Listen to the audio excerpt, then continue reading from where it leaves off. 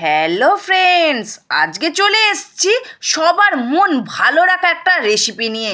সেটি হচ্ছে চিকেনের রেসিপি। আমি জানি চিকেনের রেসিপি হলে সবার মন খুব ভালো থাকে, আর তার জন্য আমি এখানে বেশ কিছুটা চিকেন নিয়ে খুব ভালো করে ধুয়ে পরিষ্কার করে নিয়েছি।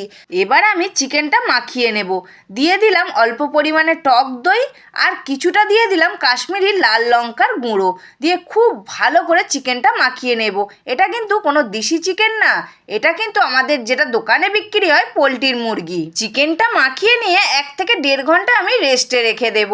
এবার এখানে বেশ বড় বড় সাইজের আলু নিয়েছি। শুধু তো চিকেন হলে হবে না, আর আমাদের বাড়িতে চিকেনের সাথে আলুটাও খুব দরকার লাগে, কারণ আলুটা খেতে সবাই খুব ভালোবাসে। এখানে নিয়েছি ছোট ছোট করে পেঁয়াজ কুচি করে, আর নিয়েছি বেশ কিছুটা টমেটো, মানে ওই ছোট ছোট টমেটো দুটো নিয়েছি। আর এখানে বেরেস্তার জন্য কিছুটা পেঁয়াজ কুচি করে নিয়েছি লম্বা লম্বা করে। তাহলে চলো এবার রান্নার দিকে যাওয়া যাক।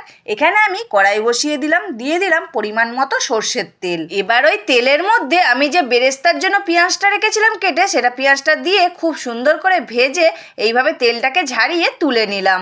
এবার কেটে রাখা আলুগুলোকে দিয়ে দিলাম ওই তেলের মধ্যেই, দিয়ে অল্প একটুখানি হলুদ গুঁড়ো দিয়ে আলুগুলো কিন্তু খুব সুন্দর করে ভেজে নিতে হবে। আর বেরেস্তাটা আমি সর্ষের তেলে করলাম, তোমরা মনে করলে সাদা তেলেও করতে পারো। আলুটা খুব সুন্দর করে ভাজা হয়ে গেছে, ওটাকে আমি তুলে রেখে দিলাম। এবার ওই তেলেতেই একটা তেজপাতাকে ছিঁড়ে দিয়ে দিলাম, দিয়ে তেজপাতাটা একটু ভাজা হওয়ার পর আমি পেঁয়াজটা দিয়ে দিলাম। দিয়ে পেঁয়াজটা একটুখানি ভাজা হলো, আমি অল্প পরিমাণে 2-4টা চিনির দানা দিয়ে দিলাম, যাতে পেঁয়াজের কালারটা খুব সুন্দর হয় আর ভাজাটাও খুব সুন্দর হয়।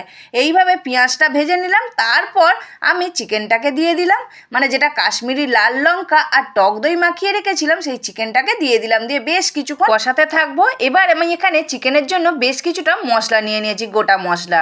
সেখানে আছে গোটা ধনিয়া, কিছুটা আছে গোটা গরম মশলা, মানে অল্প একটুখানি দারুচিনি, লবঙ্গ আর একটা এলাচ, আর নিয়েছি কিছুটা গোটা শুকনো লঙ্কা, আর নিয়েছি গোটা জিরে। এইগুলোকে পেস্ট করে নেব। শুধু এইগুলো না, এর সাথেও কিন্তু আরও কিছু আছে। সেটা হচ্ছে পরিমাণ মতো আদা, রসুন, আর একটা বড় সাইজের পেঁয়াজকে আমি কুচি করে নিয়েছি। সব একসাথে মশলাটা আমি পেস্ট করে নেব। তোমরা মনে করলে এটা আলাদা আলাদাও পেস্ট করতে পারো, আমি একসাথেই সব পেস্টটা করে নিলাম।